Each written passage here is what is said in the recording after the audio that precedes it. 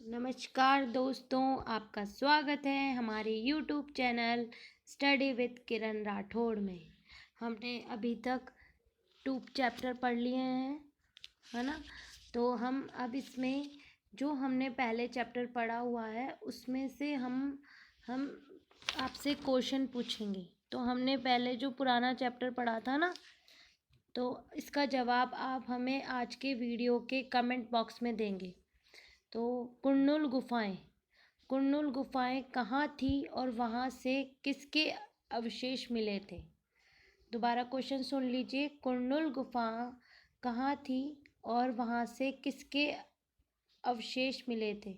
तो इसका आप हमें कमेंट में रिप्लाई कीजिए, ठीक है। और आज हम NCERT क्लास 6 चैप्टर 3 स्टार्ट कर रहे हैं, ठीक है।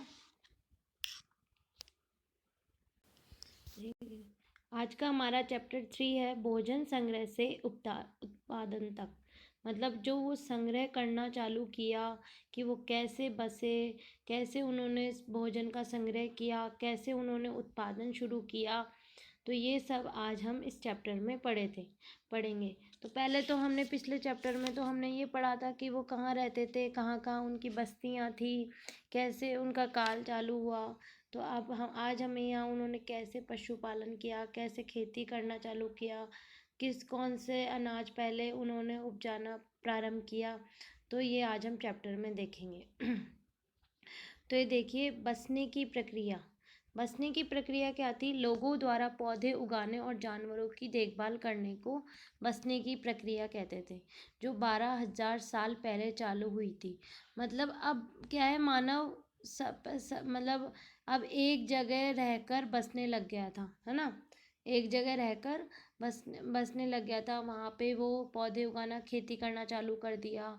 जानवरों को की देखभाल, पशुपालन करना चालू कर दिया था। तो इसलिए तो उसने बसने की प्रक्रिया चालू कर दी थी। तो बसने की प्रक्रिया 12,000 साल पहले चालू हुई थी, ठीक। तो बसने की प्रक्रिया में हम देखेंगे, लोगों द्वारा पौधे उगाने और जानवरों की देखभाल करने को बसने की प्रक्रिया नाम दिया गया, है ना। लोग जैसे एक जगह रुककर पौधे उगाने लग गए, जानवरों की देखभाल करने लगे, पशुपालन चालू किया, इसे बसने की प्रक्रिया का नाम दिया गया। अपनाए गए ये पौधे जानवर अक्सर जंगली पौधों और जानवरों से भिन्न होते थे। जो पौधे और जानवर अपनाए ना, वो जंगली जानवरों से अलग या भिन्न होते थे। इसकी वजह यह है कि बसने की प्रक्रिया की दिशा में अपनाए गए पौधों या जानवरों का लोग चयन करते हैं। उदाहरण के तौर पर लोग उन्हीं पौधों व जानवरों को चयन करते हैं जिनके बीमार होने की संभावना कम हो या नहीं। यही नहीं, मतलब वो उन्हीं जानवरों और पौधों को मतलब वो उन्हीं जानवरों और पौधों को पालते थे कि जो वो कम बीमार होए और उनकी कम देखभाल करनी पड़े। तो उन्हीं जानवरों का चयन करें। उदाहरण के तौर पर लोग उन्हीं पौधों और जानवरों का चयन करते जिनके बीमार होने की संभावना कम हो। यही नहीं, लोग उन्हीं पौधों को चुनते थे जिसके दाने बड़े अनाज वाले पैदा होते हो। बड़े दाने वाले अनाज थे ना, उन्हीं को उन्होंने पहले मतलब उगाना शुरू किया। साथ ही उनकी मजबूत डंठल अनाज के पके दानों को भार को संभाल सके। मतलब मजबूत डंठल हो, ऐसे पौधों के बीजों को संभाल कर रखा जाता था ताकि फिर से उगाने के लिए उनके गुण सुरक्षित, मतलब वो जो उगाते थे ना, खेती करते थे, उसके बीज भी सुरक्षित रख लेते थे। इन्हीं जानवरों को आगे प्रजनन के लिए चुना जाता था, जो आमतौर पर अहिंसक थे। मतलब अगर अहिंसक जानवर होगा तो उसको क्यों पालेंगे, उनको ही खा जाएगा, उनकी जाति को खत्म। इसलिए वही जानवर पालते थे जो अहिंसक हो। इसलिए हम देखते हैं कि पाले गए जानवर तथा कृषि के लिए अपनाए गए पौधे जंगली जानवरों तथा पौधे से धीरे धीरे भिन्न होते गए। मिसाल के तौर पर जंगली जानवरों की तुलना में पालतू जानवरों के दांत और वह सींग छोटे होते थे। मतलब वो उन्हीं जानवरों को पालते थे जो अहिंसक हो, उनके दांत और सींग छोटे हो, क्योंकि हिंसक होंगे तो उन्हीं को ही खत्म कर देंगे ना वो। तो इसलिए उन्हीं जानवरों को पालते थे जो अहिंसक हो और उनके दांत और सींग छोटे हो। अब देखो, बसने की प्रक्रिया पूरी दुनिया में धीरे धीरे चलती रही।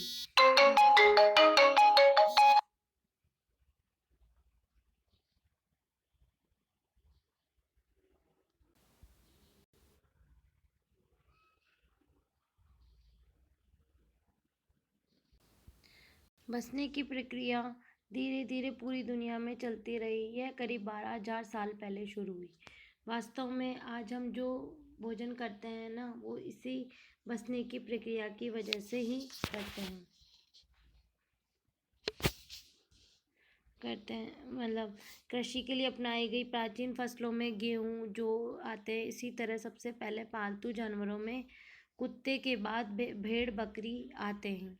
मतलब जो उसने सबसे पहला पालतू जानवर कौन सा था? कुत्ता, है ना। और प्राचीन फसलों में, और जो सबसे पहले फसलें उगाई गई वो गेहूँ और जौ। मतलब अब आपसे पूछेगी कि सबसे पहला पालतू जानवरों में कौन था? कुत्ता, फिर उसके बाद भेड़ बकरी, है ना।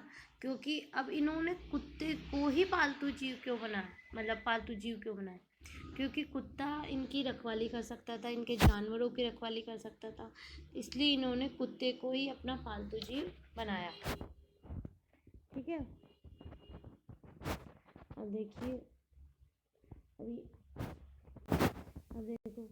अब देखो, अब मैंने फैक्ट बनाए हैं। बसने की प्रक्रिया लोगों द्वारा पौधे उगाने और जानवरों की देखभाल करने को कहते थे। तो ये बसने की प्रक्रिया कब चालू हुई? 12,000 साल पहले। कृषि के लिए अपनाई गई सबसे प्राचीन फसलों में गेहूं तथा जौ थी। वो सबसे पहली फसलें थी जिनको उगाया गया। और पालतू जानवरों में सबसे पहला पालतू जानवर था कुत्ता, उसके बाद भेड़ बकरी। ठीक है। अब देख सकते हैं हम, अब जानवर बच्चे देते हैं जिससे उनकी संख्या, अब देखिए जानवर चलते फिरते खाद्य भंडार, मतलब तो चलते फिरते खाद्य भंडार कैसे? एक तो दूध दे सकते हैं, और उनसे कोई मांसाहारी हो तो वो उनसे, मतलब बच्चे होंगे, उनसे मांस को खा सकते हैं, तो इसलिए वो चलते फिरते खाद्य भंडार थे। जानवर बच्चे देते हैं जिससे उनकी संख्या बढ़ती है। अगर जानवरों की देखभाल की जाए तो इनकी संख्या तो बढ़ती ही है, साथ ही उनसे दूध भी प्राप्त हो जाता है, जो भोजन का एक अच्छा स्रोत है। यही नहीं, जानवरों से हमें मांस भी मिलता है। दूसरे शब्दों में पशुपालन भोजन के भंडारण का एक तरीका है। मतलब इसको जानवर पालेंगे तो आगे से आगे उनकी प्रजातियां बढ़ती जाएगी, तो हम उनसे दूध भी प्राप्त कर सकते हैं और उनके मांस भी हमारा भोजन बन सकता है। तो इसलिए उन्होंने जानवरों को पालना चालू कर दिया। वो एक चलता फिरता खाद्य भंडार था। अब ये देखते हैं, कुछ इसमें दिए गए हैं कि अनाज और हड्डियाँ मतलब कहाँ से मिली है, पुरा स्थल। तो आपको ये याद कर सको तो अच्छा ही है कि कौन से कहाँ से मिले। लेकिन ये जो जगह है, जैसे मेहरगढ़ कहाँ था? आधुनिक पाकिस्तान में। तो गेहूँ, जौ, भेड़ बकरी, मवेशी के अवशेष मिले हमें मेहरगढ़, आधुनिक पाकिस्तान से। चावल और जानवरों की हड्डियों के टुकड़े कोल्डी हवा, आधुनिक यूपी से, उत्तर प्रदेश से। चावल, मवेशी, मिट्टी पर खुरों के निशान। ये आ सकता है कि मिट्टी पर खुरों के निशान कहाँ से मिले? महागढ़ा, आधुनिक उत्तर प्रदेश। और गेहूँ और दलहन के कहाँ से मिले? गुफ्र काल, आधुनिक कश्मीर में। गेहूँ और दलहन, कुत्ते, मवेशी, भैंस, भेड़ बकरी तो कहाँ से मिले? बुरजहोम कहाँ है? आधुनिक कश्मीर में। गेहूँ, हरे चने, जौ, भैंस, बैल, चिरौंद, आधुनिक बिहार में। ज्वार, बाजरा, मवेशी, भेड़ बकरी, सुअर, इनके अवशेष कहाँ मिले? हल्लूर, आधुनिक आंध्र प्रदेश में। काला चना, ज्वार, बाजरा, मवेशी, भेड़, सुअर, ये कहाँ से? पेयमपल्ली, आधुनिक आंध्र प्रदेश से। तो ये तो आपसे अवशेष तो पूछ ही सकता है, लेकिन ये ऐसे आ सकता है मेहरगढ़ कहाँ स्थित है? आधुनिक पाकिस्तान में। अभी सेकंड ग्रेड में देखेंगे आप, वो एक वो आया था जो कहीं पे भी नहीं सुना गया था, है ना। ऐसा अभी स्थल पूछ लिया गया तो सिर्फ स्थल ही पूछ लिया जाता है। जैसे अभी पिछली सेकंड ग्रेड में पूछा गया था कि स्थल का नाम देके वो राज्य का नाम पूछ सकता है। तो मेहरगढ़, आधुनिक पाकिस्तान में। कोल्डी हवा, आधुनिक उत्तर प्रदेश में, महागढ़ा आधुनिक उत्तर प्रदेश में, कोल्डी हवा और महागढ़ा आधुनिक उत्तर प्रदेश में, गुफ्रकाल आधुनिक कश्मीर, बुर्जहोम आधुनिक कश्मीर में, चिरौंद आधुनिक बिहार में, हल्लूर आधुनिक आंध्र प्रदेश, पेयमपल्ली है आधुनिक आंध्र प्रदेश में। इस तरह से हमारा ये पूरा स्थल देख के हमें राज्य का नाम भी पूछ सकता है। ठीक है, फिर है स्थायी जीवन की ओर। तो पुरातत्वविदों को कुछ पुरास्थल और झोपड़ियों के घरों के निशान मिले हैं, जैसे कि बुर्जहोम वर्तमान कश्मीर में। हमने देखा है बुर्जहोम के लोग गड्ढे के नीचे घर बनाते थे, जिन्हें गर्तवास कहा जाता था। इनमें उतरने के लिए सीढ़ियाँ होती थी। अब गर्तवास क्या होगा? जो गड्ढे के नीचे घर, मतलब घर बनाते थे ना अंडरग्राउंड, आजकल आप कह सकते हैं अंडरग्राउंड बेसमेंट, तो वैसे ही गर्तवास होते थे, जो कहाँ पाए गए हैं, जिनके अवशेष बुर्जहोम आधुनिक कश्मीर में। इनमें उतरने के लिए सीढ़ियाँ होती थी, इससे ठंड के मौसम में सुरक्षा मिलती थी। तो कश्मीर में तो आज भी ठंड पड़ती है, तो इसलिए उस टाइम भी पड़ती थी, इसलिए उन्होंने गड्ढे के नीचे ज़मीन के अंदर ही घर बना लिए। पुरातत्वविदों को झोपड़ियों के अंदर बाहर दोनों स्थानों पर लोग आग जलाने की जगह मिली है। ऐसा लगता है कि लोग मौसम के अनुसार घर के अंदर या बाहर खाना बनाते होंगे। ठीक है, अब देखिए ये हमने नोट्स बना रखे, इसमें देख लो हमने बता दिए, जैसा आपके एनसीईआरटी में पेज है ऐसे आप नोट्स शॉर्ट नोट बना सकते हैं। अब देखिए बुर्जहोम का बताया मैंने, गर्तवास कहाँ थे? बुर्जहोम आधुनिक कश्मीर में। लोग गड्ढे के नीचे घर बनाते थे, उतरने के लिए उनमें सीढ़ियाँ होती, ठंड के मौसम में सुरक्षा के लिए बनाए गए थे। ऐसे आप शॉर्ट नोट बना सकते हैं। अब जनजाति क्या होती है? जनजाति कृषक और पशुपालक समूह में रहते थे। जनजाति आज भी ऐसी होती, कृषक और पशुपालक समूह में रहती है। ठीक है, तो है ना, जनजाति के लोग छोटी छोटी बस्तियों में रहते थे। ज़्यादातर परिवार एक दूसरे से संबंधित होते थे। इस तरह के परिवारों के समूह मिलकर जनजाति का निर्माण करते थे। मतलब छोटे छोटे समूह मिलते थे और एक दूसरे से संबंधित होते थे, इस तरह ही जनजातियों का निर्माण होता था। जनजाति के सदस्य शिकार, भोजन संग्रह, खेती, पशुपालन, मछली पकड़ने जैसे पेशे बनाते थे। जैसे आज भी जैसे शिकार करते थे, भोजन संग्रह करते थे, खेती, पशुपालन, मछली पकड़ने जैसे पेशे काम करते थे। अक्सर महिलाएं खेती का सारा काम करती थी। इसमें ज़मीन तैयार कर बीज बोने, पौधों की देखभाल करने को लेकर फसल काटने तक का काम शामिल था। बच्चे पौधों की देखभाल करते थे, चिड़ियों और जानवरों को दूर भगाते थे और ताकि वे पौधों और फसलों को नुकसान न पहुंचाए। महिलाएं फसल दावकर अनाज कूटती थी। पुरुष आमतौर पर पशुओं के बड़े बड़े झुंडों को चराते थे, जबकि बच्चे छोटे झुंडों को। यहाँ जानवरों की सफाई, दूध निकालने का काम स्त्री पुरुष दोनों मिलकर करते थे। उसी तरह दोनों मिलकर बर्तन बनाने, टोकरियाँ बुनने, औजार, झोपड़ियाँ बनाने का काम भी साथ साथ करते हैं। गाना, नाच, घरों की सजावट भी इनकी ज़िंदगी का एक हिस्सा था। तो यहाँ आप देख सकते हैं कि स्त्री पुरुष बच्चे सभी मिलकर काम करते थे। ऐसे नहीं सिर्फ महिलाएं काम करेगी या, और आज भी हमारा ये सिस्टम है कि महिलाएं, मतलब आज तो आगे बढ़ने लगे, लेकिन एक जो सिस्टम है हमारा कि महिलाएं घर का काम करती है, तो इसमें देख लो आप दोनों जगह हाथ बटा रही है महिलाएं और बच्चे भी हाथ बटाए, तो सब मिलजुल कर परिवार के लोग सब मिलकर ही काम करते थे। ठीक है, अब है ये हमारे, अब आएगा मेहरगढ़। मेहरगढ़ है, मेहरगढ़ में देखो, अब मेहरगढ़ मैंने बताया था ना आधुनिक पाकिस्तान में, तो मेहरगढ़ यह ईरान जाने वाले सबसे महत्वपूर्ण रास्ते बोलन दर्रे के पास एक हरा भरा समतल स्थान था। हरा भरा समतल स्थान था, है ना, क्योंकि हरा भरा होएगा वहीं तो सभ्यता होगी ना। मेहरगढ़ संभवतः वह स्थान था जहाँ के स्त्री पुरुषों ने इस इलाके में सबसे पहले जो गेहूं उगाना और भेड़ बकरी पालना सीखा। मतलब मेहरगढ़ ही वह स्थान है जहाँ सबसे पहले कृषि, हमने पिछले चैप्टर में पढ़ा था कि सबसे पहले कृषि के साक्ष्य कहाँ मिले थे? मेहरगढ़ में। सबसे पहले क्या उगाया था? जौ और गेहूँ। सबसे पहले कृषि भी गेहूँ और जौ की गई थी। यहाँ खुदाई में सबसे पहले स्तरों में पुरातत्वविदों को विभिन्न प्रकार के जानवरों की हड्डियाँ मिली है। इनमें हिरण और सूअर जैसे जंगली जानवरों की हड्डियाँ भी शामिल हैं। हिरण और सूअर की भी हड्डियाँ शामिल है। उसके बाद के स्तर में भेड़ बकरियों की हड्डियाँ मिली हैं। इसके ऊपर ज़्यादातर मवेशियों की हड्डियाँ मिली। ऐसा लगता है कि लोग मवेशियों को पालते थे। मतलब इसमें ना एक ये 3 स्तर में मिली है, मतलब स्तर जैसे, तो इसमें पहले हिरण की हड्डियाँ और सूअर की, जंगली जानवरों की मिली है। फिर उसके बाद वाले भेड़ बकरियों की मिली है। फिर उसके बाद वाले में मवेशियों की। तो आप जैसे कालीबंगा को देखेंगे ना, तो इसमें इसमें 3 स्तर मिले हैं ना कालीबंगा में। तो और जैसे आहड़ में देखेंगे आप 8 स्तर मिले हैं। तो इस तरह ये जैसे पहले के लोग आए, वो सभ्यता खत्म हो गई, फिर वहाँ मिट्टी विट्टी जमा हो गई, फिर दूसरे लोग आए, तो ऐसे स्तर बनते हैं।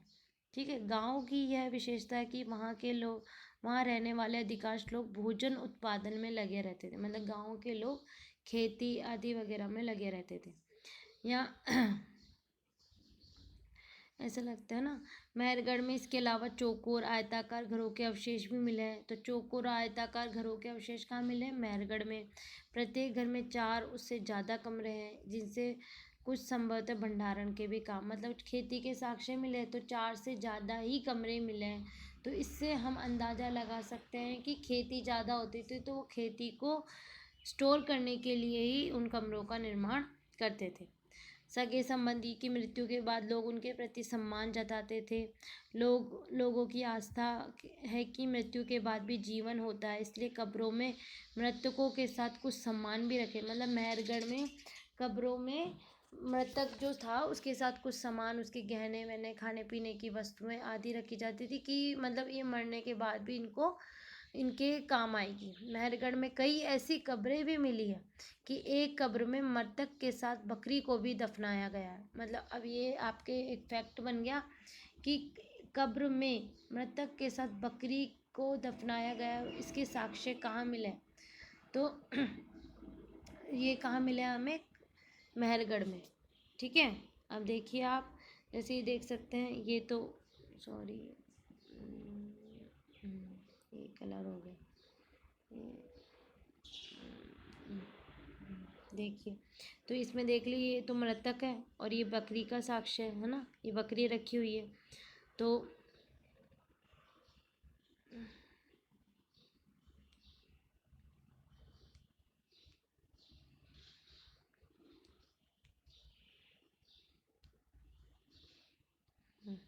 तो ये मिला है हमें। तो बकरी, मेहरगढ़ के घर का चित्र देख लीजिए, ऐसे घर मिले हैं वहाँ पे। और वहाँ पे देख लीजिए मृतक के साथ बकरी के साक्ष्य मिले हैं, है ना। अब ये है, अगला है हमारा। तो ये हमने मेहरगढ़ के बारे में पढ़ लिया ना। तो देखिए, मेहरगढ़ कहाँ था? यहाँ बस्ती का आरंभ हुआ था 8,000 साल पहले। ईरान जाने वाले रास्ते में बोलन दर्रे के पास बोल वो ये देखिए मेहरगढ़, है ना। ये देखिए मेहरगढ़, है ना। तो ईरान जाने वाले बोलन दर्रे के रास्ते हरा भरा एक स्थान था। गेहूं जो उगाना प्रारंभ किया, भेड़ बकरी। ठीक है।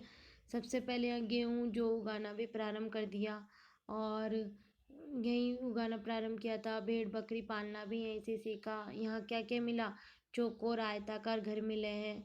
यहाँ मृतक के साथ बकरी को भी दफनाया गया था, है ना। ये आप ऐसे छोटे छोटे फैक्ट बना के नोट्स बना सकते हैं, कि हमें लास्ट टाइम पे एग्ज़ाम पे इतना टाइम तो मिलेगा नहीं, तो हमें छोटे छोटे हमारे नोट्स 2-2 पेज के, सिर्फ मैंने 2 पेज में पूरा चैप्टर ख़त्म कर दिया।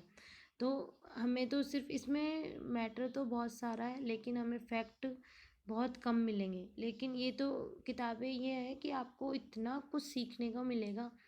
अब इतना, अभी तो हमारे पास टाइम है ना, तो हम इसमें से एनसीईआरटी तैयार कर लेंगे, तो हम आगे और भी चीज़ें पढ़नी पड़ती है। सिर्फ एनसीईआरटी के फैक्ट ही थोड़ी काम आ जाएंगे, इससे ही थोड़ी हो जाएगा। लेकिन पर ये आपको बहुत स्तर तक काम आएगी।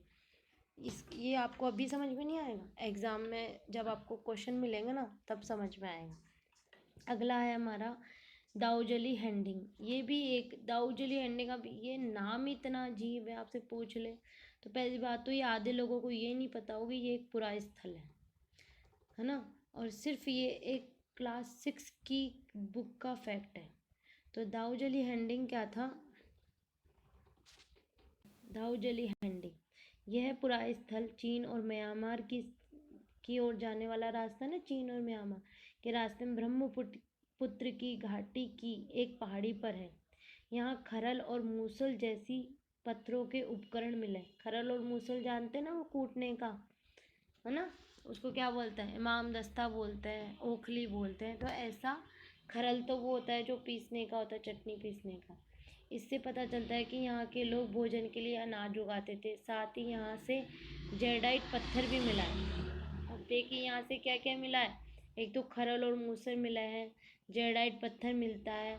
यह पत्थर चीन से आया हुआ होगा, मतलब ये जेडाइट पत्थर था, ये चीन से आया होगा। इसके अतिरिक्त इस पुराई स्थल में काष्टाश्म मतलब काष्टाश्म मतलब अति प्राचीन लकड़ी जो सख्त होकर पत्थर बन गई, और औजार और बर्तन मिले।